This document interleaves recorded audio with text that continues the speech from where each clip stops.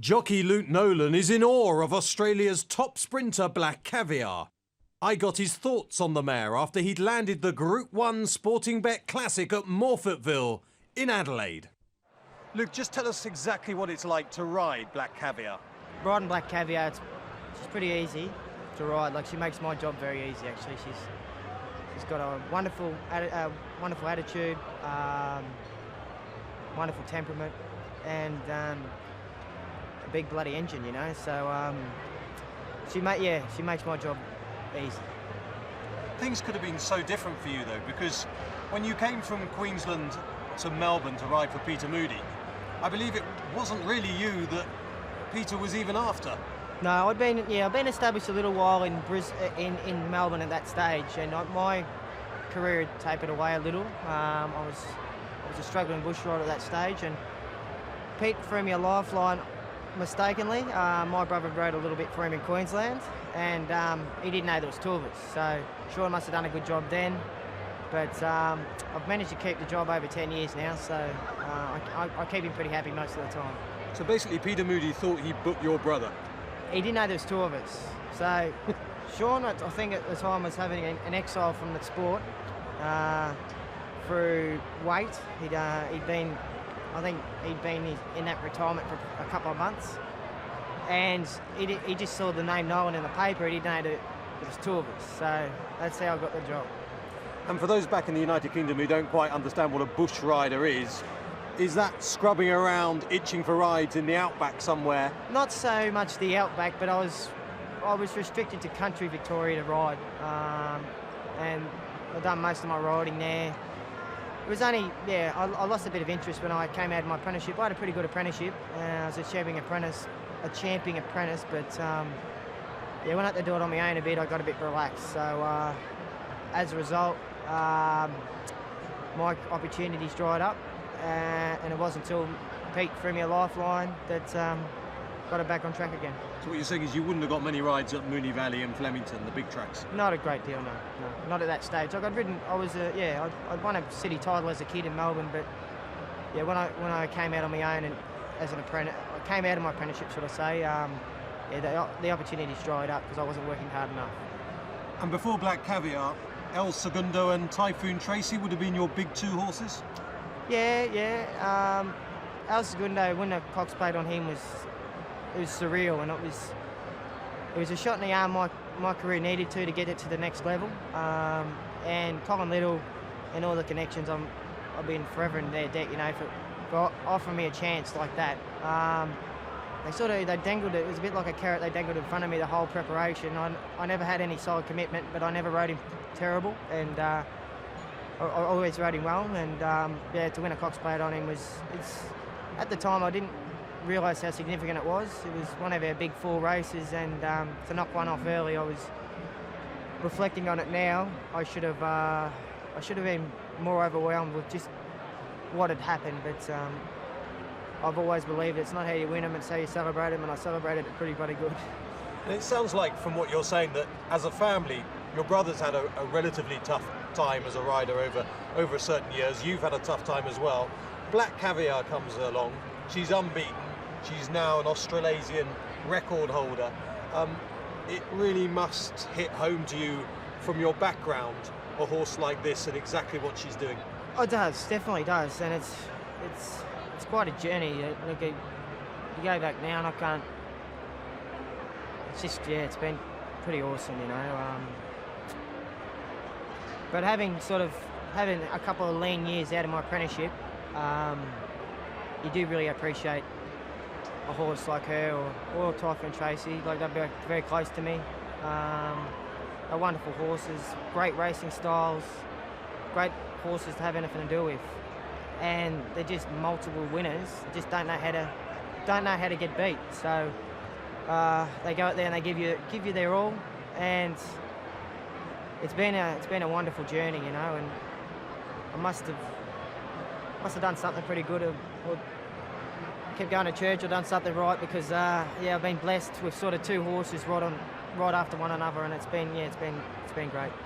Jockeys never like talking about pressure because they would obviously never want a trainer or an owner to think that they might be affected by pressure. We understand that, but You seem a very calm man throughout the afternoon. We see you walking out the weighing room and having a look at the form and popping back into the weighing room. The pressure doesn't seem to faze you, if there is any. Look, it's sort of duck on a pond stuff.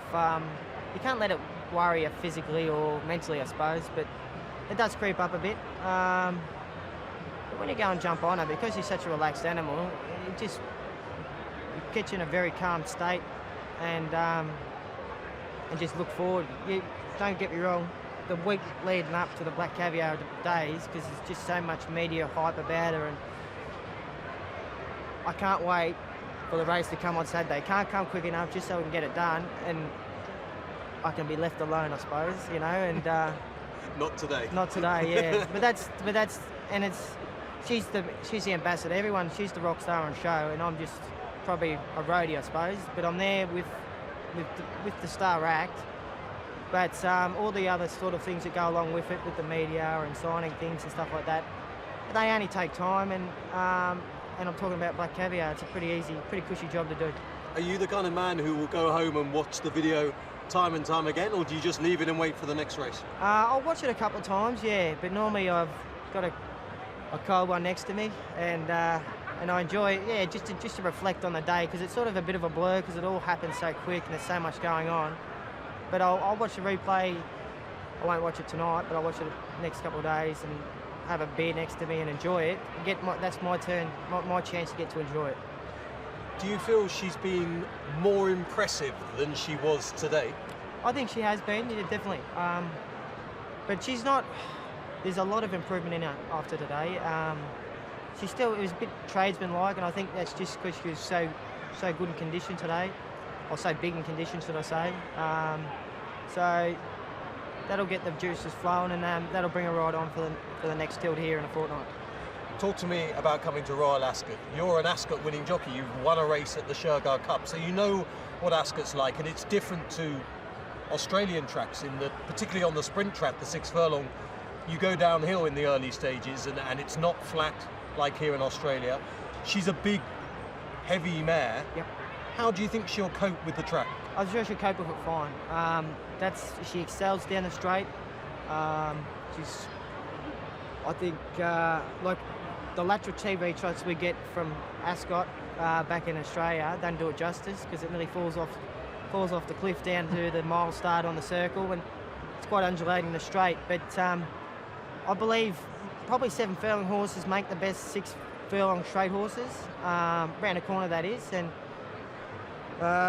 but the 6 furlong straight horses, if they can run further than that, and they're very strong at the end of 6 furlongs down the straight, they'll run 7 furlongs, and that's what she is, and that's what I don't think the Ascot track or its characteristics pose any fears for us, no. It would be impossible to predict the ground, as I'm sure you're aware. Yep. It can be soft at Royal Ascot, it can be good to firm at Royal Ascot. Will she go in any conditions, or does it matter to her? Look, obviously on top of the ground she's more comfortable, but she's capable through the ground, probably yielding to slow. I think they're the track ratings over there. Good to soft. Good to soft, that's the one. So, look, I think very, very heavy track, or a very wet track. I'm not sure how she'd cope with it, but I suppose if she went there and we were presented with those circumstances, we'd have to probably have a serious think about it, because it's going to cost quite a bit of money to get to there, you know, and the owners are taking an entourage also. So, but Pete will keep her best interest, because he doesn't want to see her retired unbeaten. He wants to see her retired unbeaten, so he's going to be very protective of her record. And as she brought her A game to Ascot, or indeed Newmarket in the July Cup, is there any scenario when you can see her getting beaten? Do you just feel she is the best sprinter on the planet? She brings her A game, they won't know where she went. As simple as that. Look, she's very effective up the straight, and both those courses are. The July course and the Ascot course, so they play to her strength. But I believe we've probably worldwide the best sprinters probably from Australia usually, and on turf that is. And I think she'll go there and she'll give them something to show, because I think Ascot's in for a bit of a spoil, because they'll have Frank will there on the same week. They won't be clashing, of course, but they're going to see two equine superstars, and it's going to be a great privilege for anyone going to Ascot. And there's a lot of locals here going just to enjoy the week itself, and she's not going to disappoint anyone when she shows up in A grade Nick. They're going to get a really, really good surprise.